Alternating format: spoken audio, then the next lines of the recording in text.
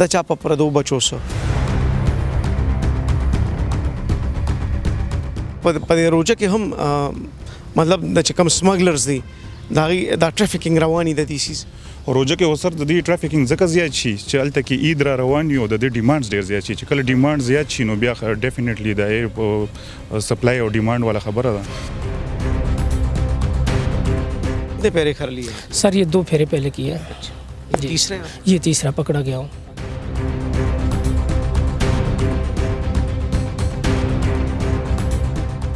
سر دا دومره شاطر ملزم دی کنه جی چې د هر یو سټیټمنټ چې کوم دی ګنټه پس چینج کیږي. یہ جو تکلیف ہے یہ کتنی بڑی ہے آپ نے کبھی سوچا؟ سر اس کا مجھے اندازہ نہیں تھا کہ ایسا ہوگا.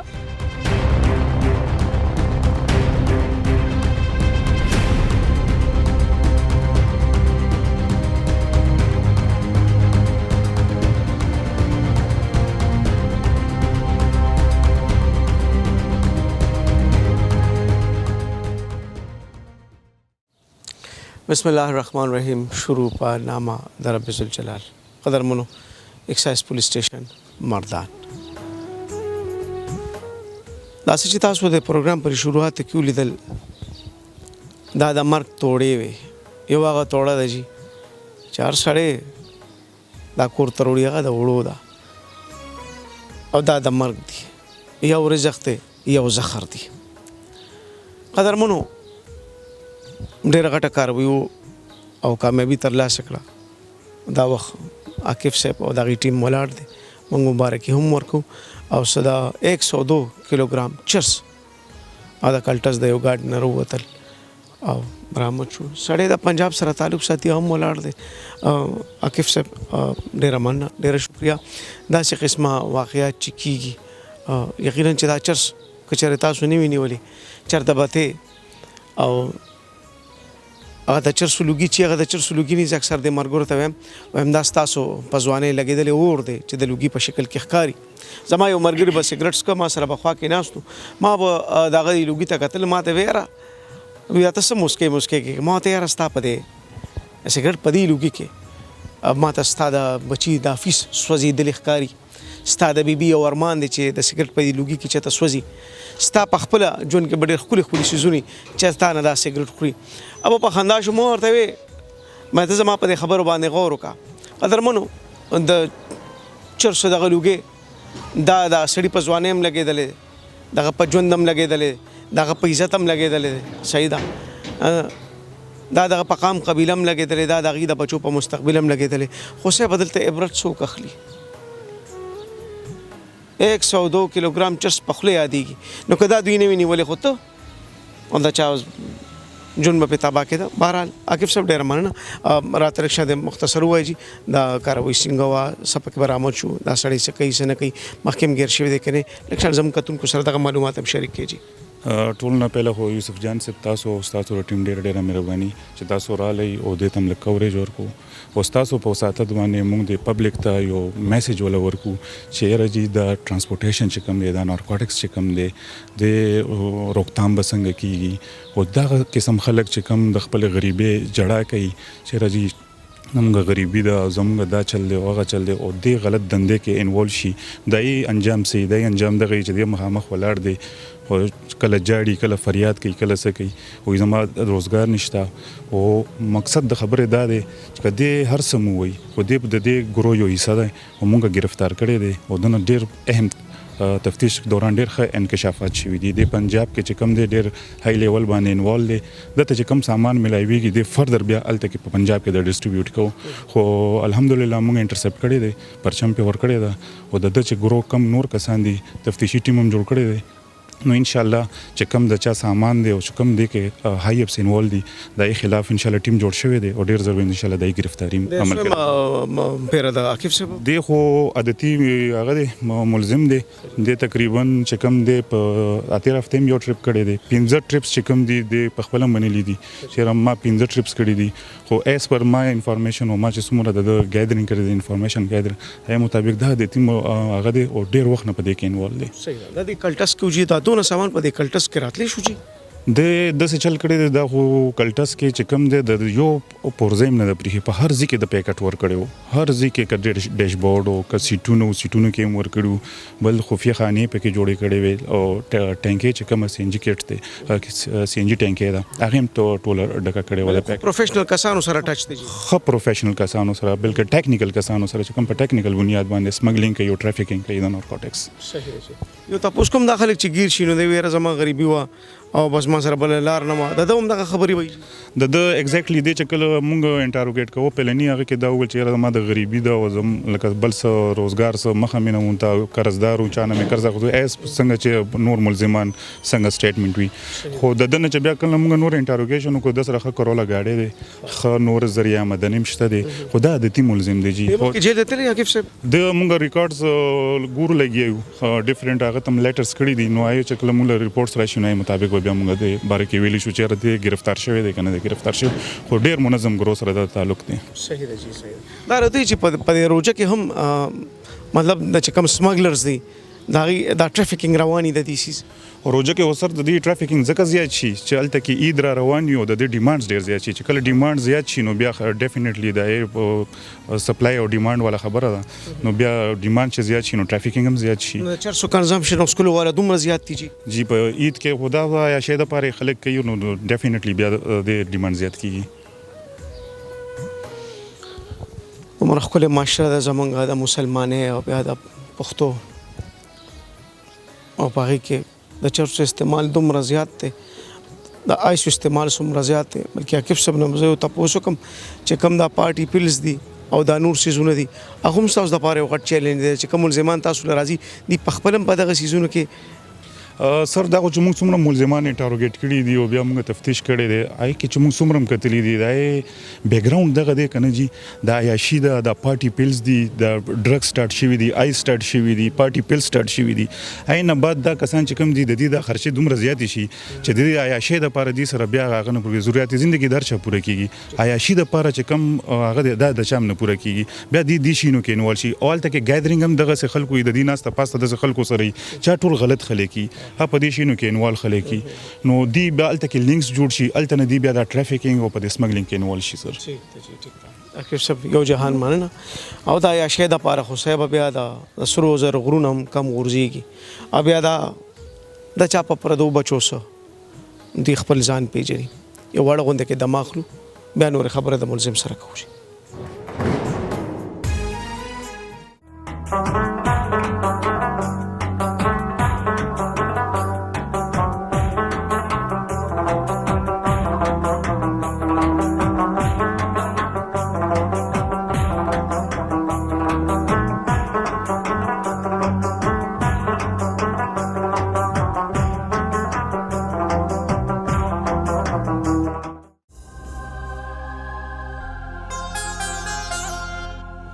بھائی کیسے ہیں اللہ کا شکر ہے بھائی روزے سے ہیں آج کے نہیں جی مجھے شوگر پرابلم ہے میں روزہ نہیں رکھ سکتا کب سے شوگر ہے مجھے سر 5-6 سال سے شوگر ہے اور تقریباً 300-350 لیول سے رہتی ہے اگر میڈیسن کب نہیں رہتی ہے کیوں سر میڈیسن کھاؤں تو تقریباً 200 کے لگ بھگ آتی ہے شوگر ہے تو تنگ تو کرتی ہوگی جی سر بہت پرابلم ہے بال بچوں والے جی میرے 5-6 بچے ہیں 5 بیٹے ہیں اور 1 بیٹی ہے تو غریب گھرانے سے میرا تعلق ہے تو یہ مہنگائی کی وجہ سے میرا کاروبار ٹھپ ہو گیا اور میں لوگوں کے مقروض ہو گیا میں تقریباً 8-10 لاکھ روپے کا مقروض تھا تو اسی طرح گھر کا جو میرا رینٹ والا ہے اس نے بولا کہ آپ رینٹ نہیں دے سکتے آپ گھر کا سامان جو پڑا ہوا اٹھا کے باہر چلے جائیں تو سر میں مجبور تھا اور جب میرے پاس رینٹ کے پیسے نہیں تھے تو میں میرے بچوں کے لیے کھانے پینے کا کچھ سامان نہیں تھا تو یہ اسمگلروں کے ساتھ آپ کیسے مل گئے مطلب تو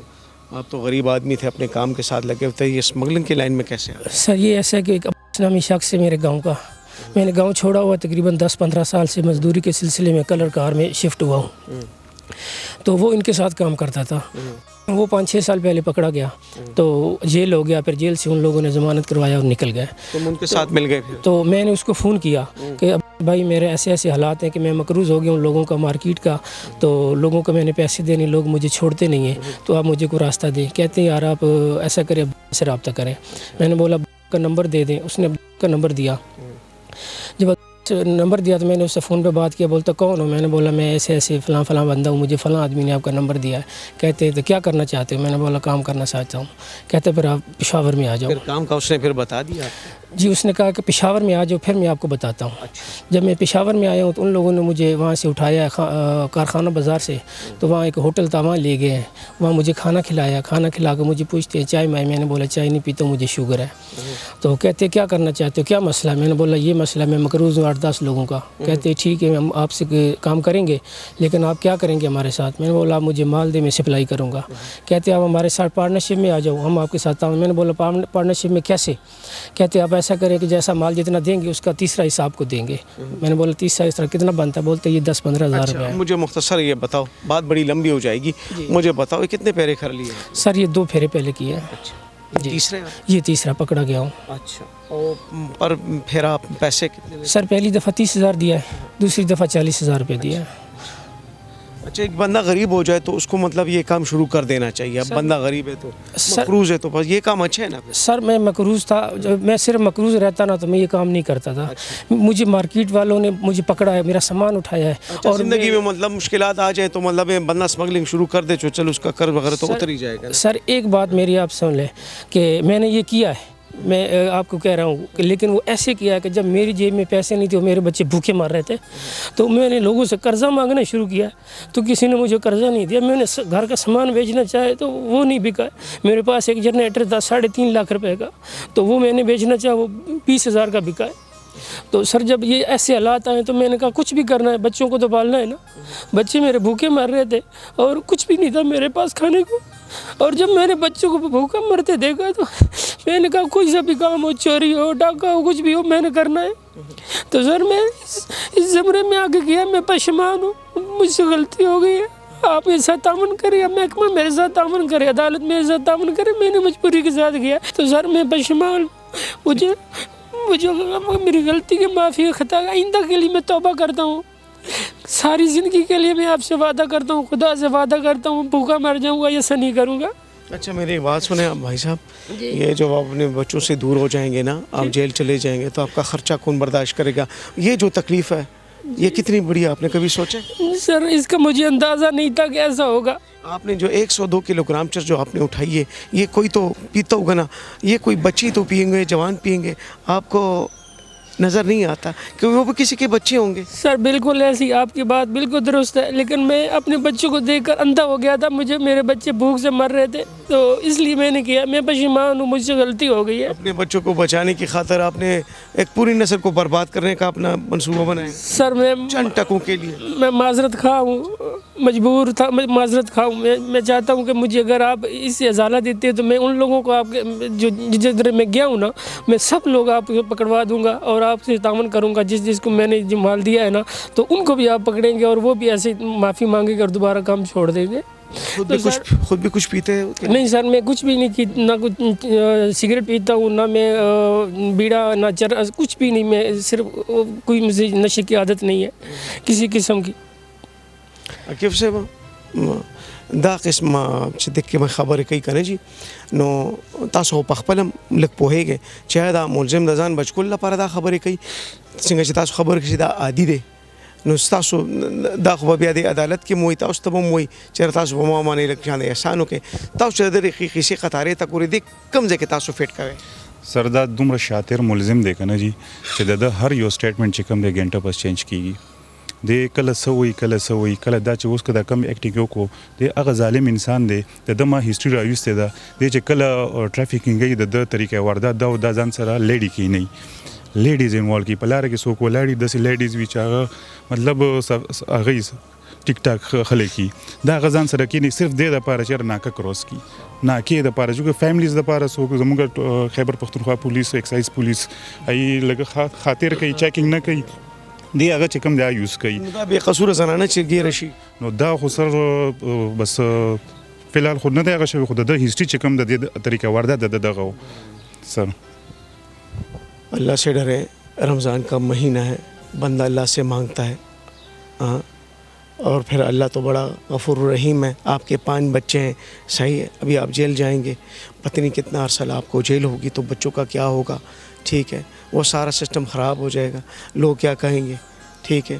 آئندہ کے لیے میں یہ توبہ کرتا ہوں, خدا سے بھی معافی مانگتا ہوں کہ واقعی بہت برا کام ہے, غلط کام ہے. اپنے بچوں کے خاطر میں نے لوگوں کو بچوں کو خراب کیا. میں پورے پاکستان سے, محکمہ سے, عدالت سے معافی چاہتا ہوں, پشیمان ہوں. مجھے ایک دفعہ معاف کیا جائے, دوبارہ میں زندگی بھر ایسا کام نہیں کروں گا. اللہ آپ کو ہدایت ہے, اور اللہ سے گڑ گڑا کے آپ معافی مانگ کے اللہ آپ کو معاف کرے. دا د تیره د هغه باندې جړه او هغه باندې دا موږ د خلکو سره عادت یو دا چې دا اکټینګ کوي لګیا دی او دا سویمه پیره ده, دا 15مه پیره تاسو ته درې مو دا د 15مه پیره کې دی غیر شو جی. قدرمنو, دا خو ملزم د پنجاب سره تعلق دی, رور دی, انسان دی, بال بچیدار دی. څوک پوهېږي غریب یم او قرضدار یم, نو آیا هغه د مرګ ټیکهدار شي او د مرګ د سوداګر شي؟ کله هم نه. دنیا ده, دا د ازمیښت ده, دا د امتحان ده. دلته کې به کله ښي کله به سخت راځي. چې سخت راځي او به هم ستا د ایمان کتنه کېږي چې ته د ایمان په کومه درجه کې, هلته الله تعالی ته ځان غورځوي. قدرمنو, د یو خبره ځای نه نیسي, ځکه چې د کم زخر اوچت کړي دي, پوره کلټس یې ډک کړی دی. دا به چېرته تلل, دا پنجاب کې خورېدل, دا به کراچۍ ته خورېدل, چېرته به تلل؟ یو انسان بس کل د دې څه د به یا 10,000 روپۍ یا به 40,000 روپۍ هغه داسې کېږي, خو د قوم تباه کوي. دا د مرګ سوداګر دی. یو زه اکثر دا وایم چې د مرګ سوداګر سره هېڅ قسمه رعایت نه دی پکار. عقیب صاحب, ستاسو او ستاسو د ټیم موږ شکریا ادا کوو, او ستاسو دا مړانه او ستاسو دا ننګ موږ خپل کتونکو ته ږدو چې هغه خلک چې کوم په سمګلینګ کې ککړ دي او راوځي, نو هغوی ته زموږ دا هیروز ولاړ دي. الله دې وکړي چې دا معاشره صفا شي د منشیات نه, د دغه ګند نه, ځکه چې دا به زما نسل تباه او برباد کړي. زموږ خو سترګې هم دغه نوی نسل ته دی, او چې هغه په چرسو کې او په آیسو کې ککړ شي, بیا موږ سره پاتې شو. الله تعالی دې داسې ملزمان ته عفو نصیب کړي, او ستاسو لپاره موږ دعا کوو چې ستاسو د کامیابۍ دا سفر دی دغه شان جاري او ساري وي. یو جهان مننه.